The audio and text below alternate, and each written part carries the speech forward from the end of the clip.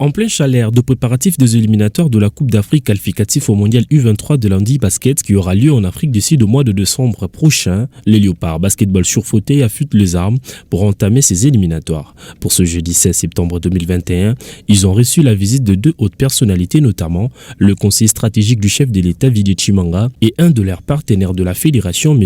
Amadou Cissé. Ensemble, ont manifesté leur soutien à ces personnes vivant avec handicap. Donc c'est comme ça que nous devons construire notre pays petit à petit, étape par étape. Toye banarapé, toye barapé ba situation à Moutunamutu. Et on se bat vraiment pour ça. Heureusement qu'il y a des personnes comme le président Gégé qui font tout pour se mettre à niveau et pour se mettre à disposition. Buté de plusieurs difficultés sur le plan administratif autour de l'agrément qui a vu plusieurs ministres ne pas signer un arrêté, c'est ainsi les athlètes de l'équipe nationale ont plaidé devant le conseiller stratégique du chef de l'État pour la régularisation de ce dossier.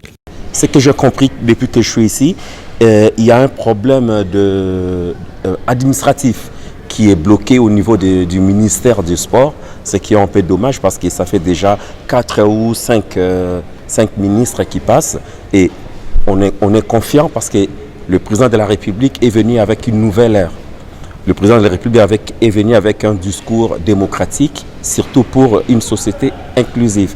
Une société inclusive, ça veut dire permettre à tout le monde de vivre mieux, permettre à tout le monde de travailler, permettre à tout le monde de faire son sport, permettre à tout le monde d'aller à l'école. Ça, c'est une société inclusive. Vidi Chimanga, conseiller stratégique du chef de l'État, très ému de cette plaidoirie, a promis de s'impliquer sur ces dossiers. Vous faites partie aussi de ces choses prioritaires, de ces personnes prioritaires. Merci. Et je ne suis pas un exécutif du gouvernement, c'est clair.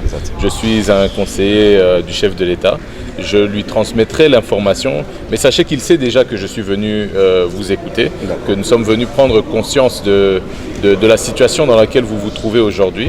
Et nous allons avoir des échanges, certes, avec le gouvernement, donc avec le ministre des Sports, et essayer de voir à quel niveau ça pourrait bloquer, quelles seraient les raisons pour lesquelles ça pourrait bloquer, et voir s'il y a une possibilité, oui ou non, de pouvoir faire évoluer les choses. Notons par ailleurs que la participation des athlètes congolais aux éliminatoires de la Coupe d'Afrique qualificatif au mondial U23 nécessite un frais de participation de 7 500 $ à payer jusqu'à la fin du mois et la régularisation de l'arrêté du ministre des Sports qui est attendu depuis presque 3 ans.